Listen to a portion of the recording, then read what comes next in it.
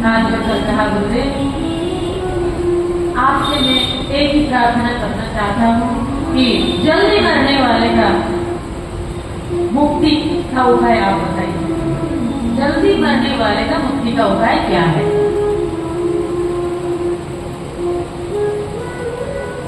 सुखदेव जी ने कहा, राजा एक ही काम है, एक ही काम करना है जल्दी मरने वाले की मुक्ति का उपाय। सुनो। बोले वो काम क्या है? उन्होंने कहा, तस्मात् भारत सर्वात्मना। हे भारत, राजा परीक्षित को भारत नहीं कहा जाता था, परम भगवत भी है। जो भक्त होते हैं ना, भगवान के अनन्य भक्त, उनको भी भगवत कहा जाता है। परम भगवत तो थे ही है, और उनको भारत भी कहा जाता था, सम्राट थे भारत। उन्होंने कहा, तस्मात् भारत सर्वात्मा भवानी सरो हरि चैतन्य कृतरतम स्मरस्तव्यश्च कावय।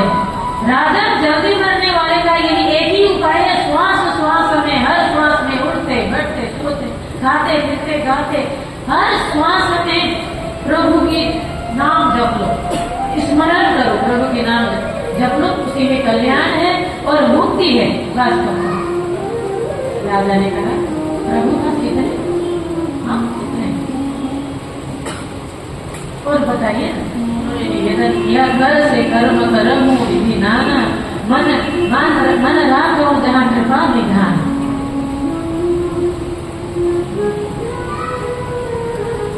तो उन्होंने कहा, सुखदेव जी ने कहा, राजा पहला तो तुम मन को जीतो,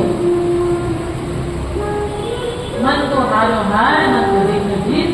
तो पहला मन को जीतो, मन को भस्म में करो। जैसे मन को भस्म में करोगे तो फिर अपने आप, फिर अपने जो शरीर स्थूल हो जाएगी। मन में एकाग्रता लाओ और आसन को सर्वप्रथम जीतो, आसन को जीतो और धीरे धीरे एक आसन में रहकर ज्यादा से ज्यादा एक ही आसन में बैठने की प्रयास करो।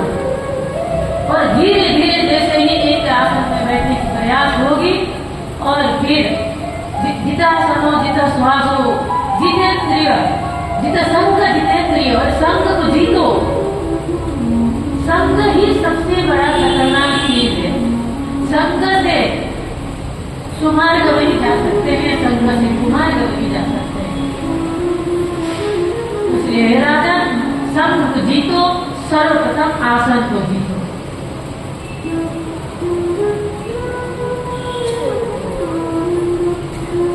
और श्वास को जीतो, प्राणायाम, यम नियम, प्रत्याहार, धारणा, समाधि, ये सारे सुखदेव जी ने बताए। और फिर मन को एकत्र करके मन को जीतो, मन को भस्म में करो। फिर उन्होंने कहा, राजा परीक्षित ने कहा, प्रभु की कैसे करें? ये सब कुछ हो सकता है। आपने कहा फूल अर्पण करो, हमने चढ़ा दिया, फूल को वस्त्र चढ़ाओ, वस्त्र को चढ़ा दिया, प्रसाद चढ़ाओ, हमने चढ़ा दिया। लेकिन मन को हम कैसे चढ़ाएं? मन को अर्पण कैसे करें? बस में करें कैसे? भगवान, ये मन बस में करना बड़ा ही कठिन है, बड़ा ही चंचल होता है। चंचल आए माना कृष्ण, भगवान ने भी, भगवान श्री कृष्ण ने भी ये बात अर्जुन को बताई। राजा ने कहा, सब कुछ कर सकते हैं भगवान, लेकिन मन को ही बस में कर नहीं सकते, क्या करें? ऐसी स्थिति है ये मन की। यही बात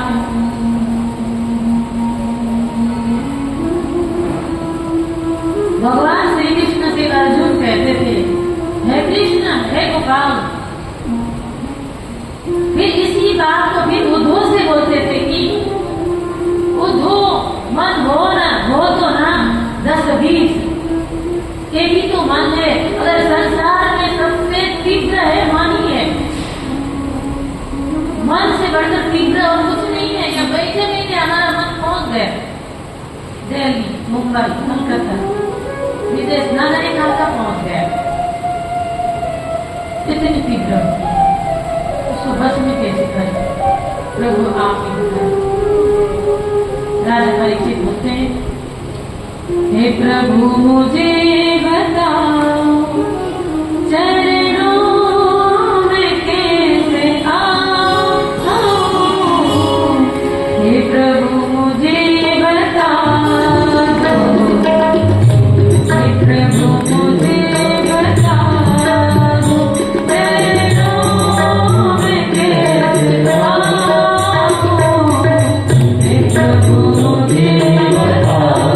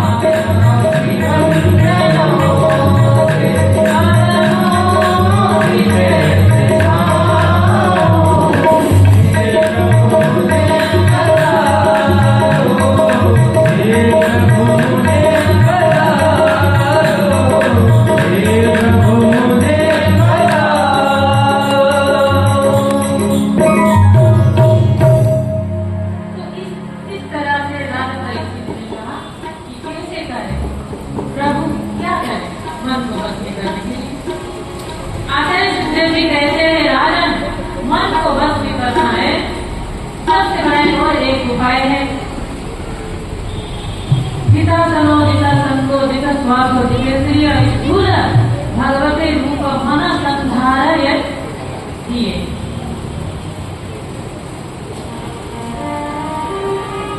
हे राजन, मन को जितना हो तो पहले आसन को जीतो, एक आसन में बैठो, प्राणायाम करो। प्राणायाम ध्यान करने से क्या होता है, ब्रह्म रंध्र खुल जाता है। जब ब्रह्म रंध्र खुल जाता है तो मन को बस भी कर सकते हैं, शिथिल हो जाता है। जब मन को शिथिल हो जाए, सीधा श्वास को भी कैसे देखना। बोले राजा, सूरज जल्दी उठने की प्रयास करना, ब्रह्म मुहूर्त में उठना, और जितना ब्रह्म मुहूर्त में उठना अच्छी बात है कि सूर्य उदय होने के बाद वो फायदा नहीं मिल सकता जो ब्रह्म मुहूर्त में मिल सकती है आपको। हम सोचते हैं ना, अरे देखो घर में तो रहना है, आराम से कर लेंगे, घर की काम और फिर हम भगवान की सेवा कर लेंगे। लेकिन देखो समय निश्चित होता है, जब ब्रह्म मुहूर्त में किया जाता है ना, जो भी पूजा, ध्यान, साधना, योग, वो सफल होती है। लेकिन ब्रह्म मुहूर्त में उठना, राजा जल्दी उठने के प्रयास करना, और व्यक्ति को जल्दी उठना चाहिए। और आज कलयुग के गीत जो है, भागवत में बताई गई कि 3 प्रकार की स्नान होता है, और जल्दी उठकर मन को स्नान करना चाहिए। एक होता है देव ऋषि स्नान, और एक होता है मनुष्य स्नान, दूसरा और तीसरा होता है राक्षस स्नान। जो भोर में उठकर जो ब्रह्म मुहूर्त में उठकर जो स्नान करता है वो ऋषि स्नान है, 4:30 बजे से पहले। और फिर 4:30 बजे की बाद में जो स्नान करता है वो मनुष्य स्नान। और सूर्य उदय होने के बाद जो स्नान करता है वो राक्षस स्नान। एक बार काकभुसुंडी और मनुष्य में संवाद हुए। काकभुसुंडी ने कहा, तुम मनुष्य से तो हम सर्वश्रेष्ठ है,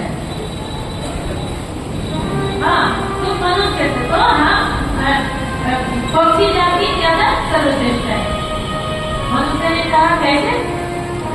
सबसे परमात्मा की सृष्टि में सर्वश्रेष्ठ है तो ये मनुष्य। काकभुसुंडी ने कहा, बिल्कुल नहीं।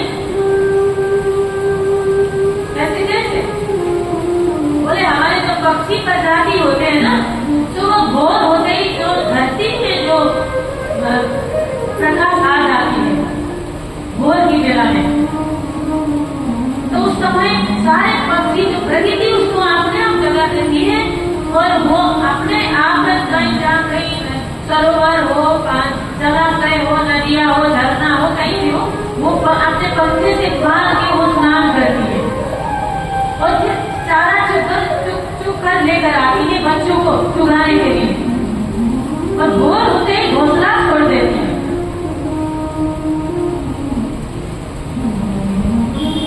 तो काकभुसुंडी ने कहा, देखो हमारे जो पक्षी प्रजाति है, भोर होने के बाद अगर जो उड़ता है ना, आपस में विरोध होता है, घृणा करते हैं, तो इसलिए हमें भोर होते ही हमारे पक्षी प्रजाति सब घोंसला छोड़ देते हैं, कोई घोंसला में नहीं होते, स्नान करके चारा चुगने जाते हैं। लेकिन एक मनुष्य ऐसे हैं, अभी तो बसते लक्ष्मी करने के जगह क्या करते, सूर्य उदय होने तक इस तरह में पड़े रहते हैं, और सोने की उनकी सहेली क्या होते, 12, 1, 2, पता नहीं। अभी तो ऐसा कलयुग की साधन आ गया कि वो मोबाइल सबसे बड़ी संकट है।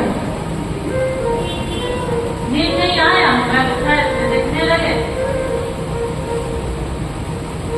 मन नहीं डाला, ऐसे लोग मोबाइल उठाए देखने लगे।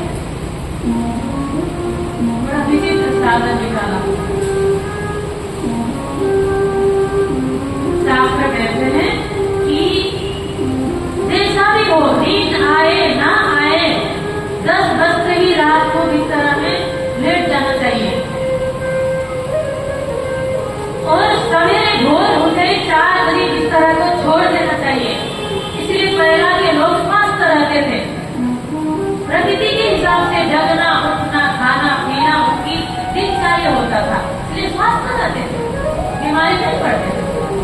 सूर्य की किरण आने तक सोते रहते हैं, प्रभात में कब दर्शन, कब की इंतजार करते हैं, तलब सवारे कब दर्शन, तो अब आ जाए चाय पीकर तब नहीं टूटेगा।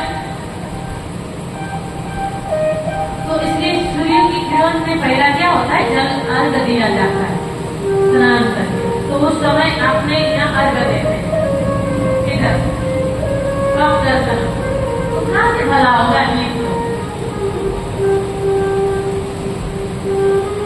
तो इसलिए देखो हमारे पक्षी जाति सर्वश्रेष्ठ ही कापुरुष मिलेगा।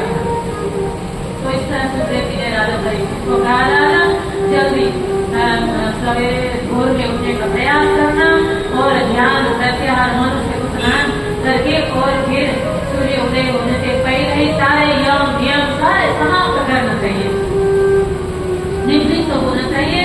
और संग जितना संग से कैसे संग बने, संग से गुण भी आते हैं और गुण भी जाते हैं। संग ऐसी चीज है, संग इसमें महाभारत में एक कथा आती है, एक सती सावित्री है, देवी मदालसा की कथा आती है। देवी मदालसा ऐसी सती की एक वीरांगना है, वो अपने माता पिता की मन रखने के लिए विवाह तो कर ली, लेकिन विवाह का उनकी इच्छा नहीं था। तो राजा से राज घराना में विवाह भी हुआ, तो राज घराना में तो सारे राज कार्य होता है। राज जितने पुत्र जन्म होते हैं और सारे पुत्रों को अमर बना देती थी वैराग्य,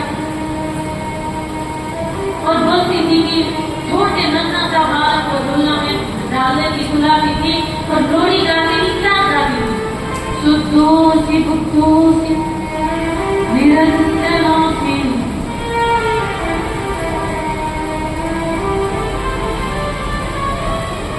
बेटा पुत्र तुम शुद्ध हो, तुम बुद्ध हो, प्रबुद्ध हो, तुम आत्मा हो। संसार स्वप्न कहते मोह निद्रा, निद्रा को त्यागो, जिस निद्रा मोह निद्रा माया की मोह निद्रा में तुम डूबे हो ना पुत्र, उस निद्रा से जागो, जागो, तुम शुद्ध हो, तुम बुद्ध हो, प्रबुद्ध हो, तुम आत्मा हो, तुम शरीर नहीं हो। ऐसी लोरी इस रूप को सुनाती थी मदालसा अपने पुत्र, और फिर बोलती थी कि सुखोसी रेता नाम कृतम ही तत्कर्म ज्ञात नहीं हुआ। पुत्र मेरे पुत्र तुम सदैव पवित्र हो,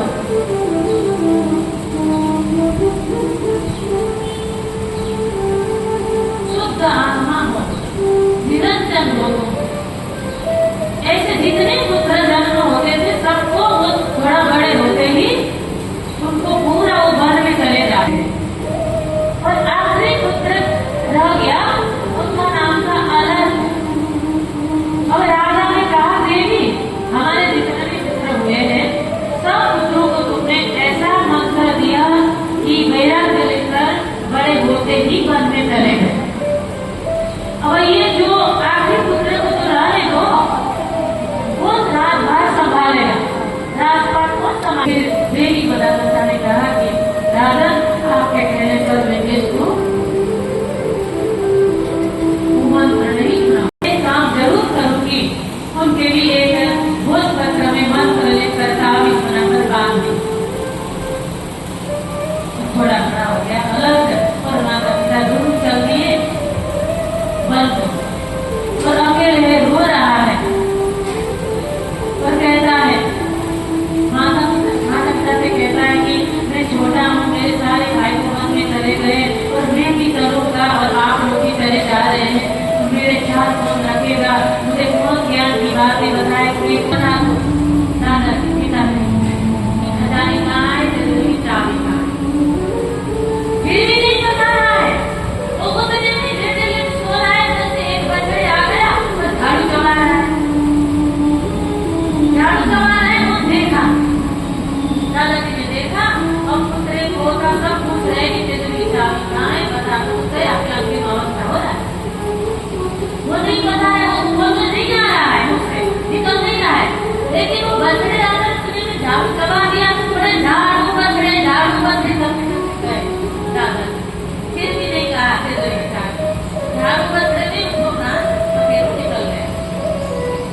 ये होता है मोह, आसक्ति, वो नरकों में ढकेल देता है।